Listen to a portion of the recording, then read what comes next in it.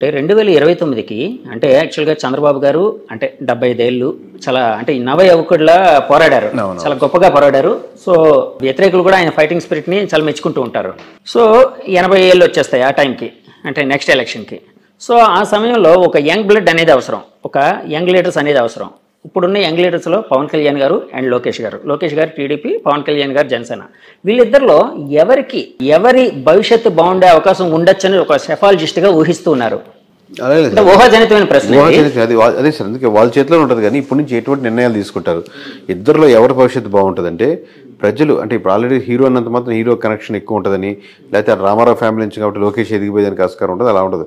ఈ రోజు డే 1 నుంచి మీరు అబ్జర్వ్ చేస్తారు. Now you're going to MLA. First time ఎమ్మెల్యేగా ఫస్ట్ టైం అసెంబ్లీలో అడుగు పెడుతున్నారు యాజ్ ఎమ్మెల్యేగా.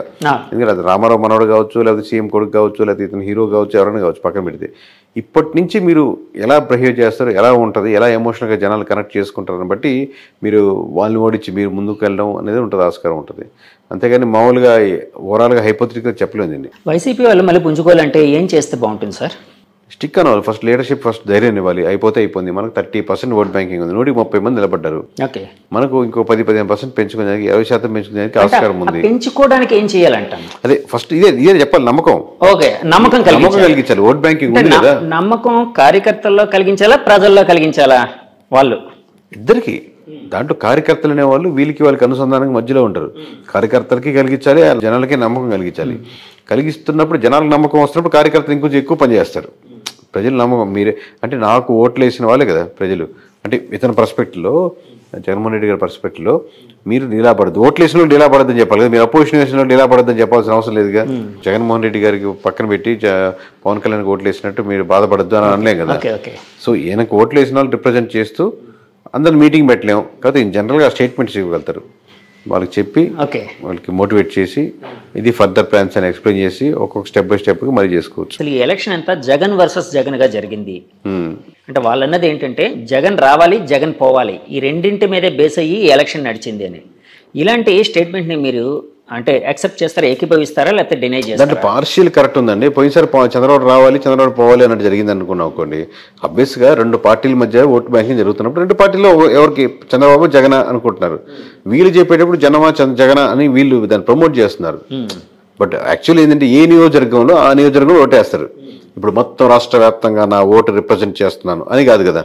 నా నియోజకవర్గంలో ఈ ఎమ్మెల్యేకి వేద్దామా, ఎమ్మెల్యేతో పాటు చంద్రబాబుని కూడా చూసేద్దామా, ఎమ్మెల్యే చెడ్డోడు కానీ తెలుస్తుంది కానీ చంద్రబాబు మీద నాకు అభిమానం ఉంది వేద్దాంలే, అది వీడు చాలా మంచివాడు ఎమ్మెల్యే కాకపోతే జగన్ మీద నాకు వ్యతిరేకత ఉంది వీళ్ళేంలే. సో ఈ ఫ్యాక్టరీ ఒకటి ఆలోచిస్తాడు. వీడు ఓవరాల్గా జనం అని అనుకోడు. నేను తన ఓటు తమ అంటే వాళ్ళ ఇంట్లో వాళ్ళు ఓటు ఇన్ఫ్లుయెన్స్ చేయగలుగుతారు. కన్సాలిడేట్గా మనం చెప్తున్నప్పుడు మనం యాజ్ ఏ సర్వే దాంట్ నుంచి వచ్చాం కాబట్టి కన్సాలిడేట్గా ఆ ఓట్ బ్యాంకింగ్ ఎలా వెళ్తుందో అనుకుంటాం.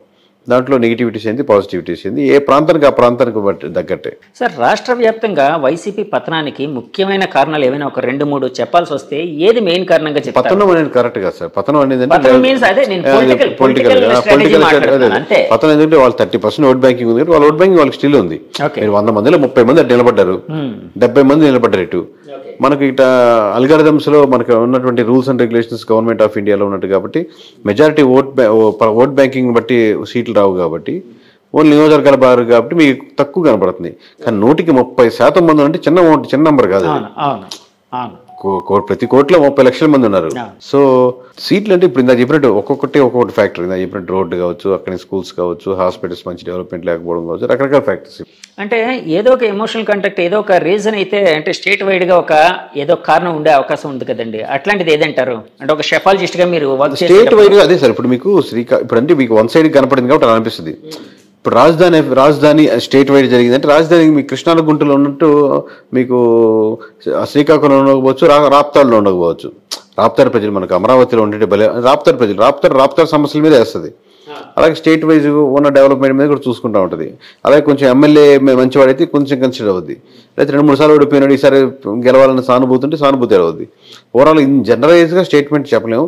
కూటమి కట్టడం జనరలైజ్గా స్టేట్మెంట్ చెప్పుకోవచ్చు. కూటమి రాష్ట్ర వ్యాప్తంగా అడ్వాంటేజ్ అయింది. అంటే నేను చాలా మంది మా ఛానల్ తరఫున కొంతమంది పబ్లిక్ బైట్స్ తీసుకునేటప్పుడు చాలా మంది ఏమనేవారంటే అంటే కూటమిని యాక్సెప్ట్ చేసే వాళ్ళందరూ వెల్ఫేర్ అనేది ఉంది కానీ డెవలప్మెంట్ లేదు. సో డెవలప్మెంట్ లేకపోవడమే మాకు చాలా ఇబ్బందికరంగా ఉందనేవారు. ఆ డెవలప్మెంట్ లేకపోవడం అనేది రాష్ట్ర వ్యాప్తంగా వైసీపీని ఓడించడానికి కారణమై ఉండొచ్చా సార్? డెవలప్మెంట్ మీరు ఒక కొన్ని విషయాల్లో చేసినప్పటికి కూడా ఆ నియోజకవర్గంలో వాళ్ళు they have to feel this development. నాకు మంచి స్కూల్స్గా మార్చారు. ఈరోజు నా పిల్లవాడిని మధ్య తరగతి నాకు 30,000 వస్తున్నాయి. నేను ప్రైవేట్ స్కూల్ కట్టి 20,000 కట్టి పంపించాల్సిన అవసరం లేదు. ఈరోజు మంచి జగనన్న స్కూల్స్ బాగున్నాయి, నేను దానికే పంపిస్తాను. అందరూ అలా ఊర్లో ఎక్కువ మంది వెళ్తున్నారు అనుకోండి, ఆబ్వియస్గా మీరు వాళ్ళకి అడ్వర్టైజ్ చేసుకోనక్కర్లే. అట్లాగా సో అదేం ఫ్యాక్టర్ కాదంటారు సార్? అంటే మారుతూ ఉంటుంది అంటారు డెవలప్మెంట్ అనేది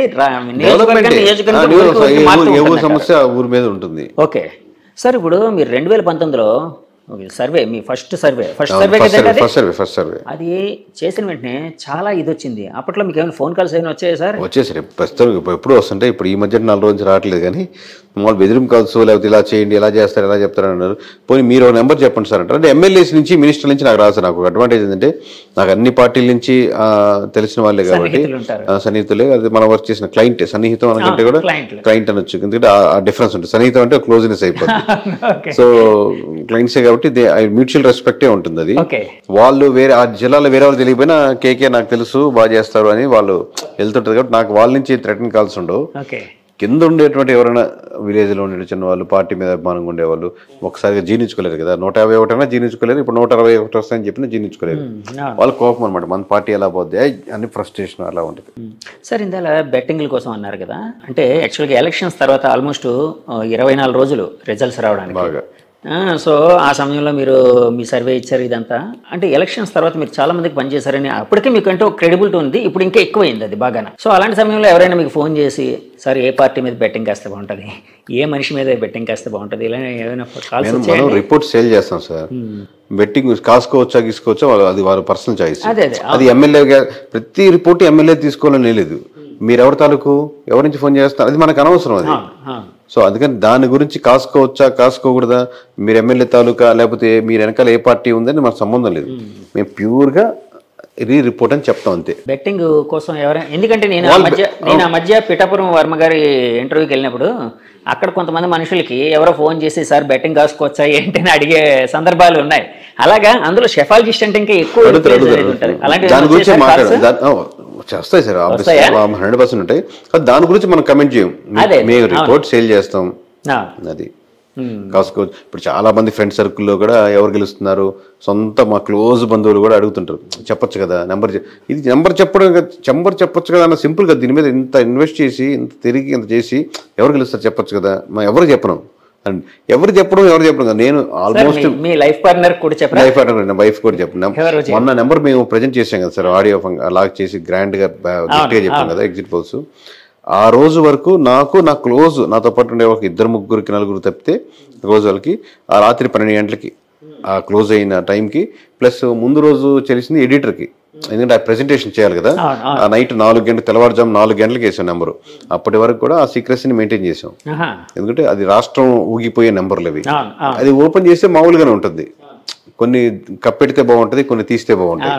అట్లాగే సార్ ఇప్పుడు ఆ నెంబర్లు చూసినప్పుడు మీకేమైనా ఆశ్చర్యం కలిగిందా? ఆశ్చర్యం కలిగింది. ఎందుకంటే ఇప్పుడు ఒకప్పుడు 151 అది కూడా మీరు ఆ సమయంలో మీరే చెప్పారు.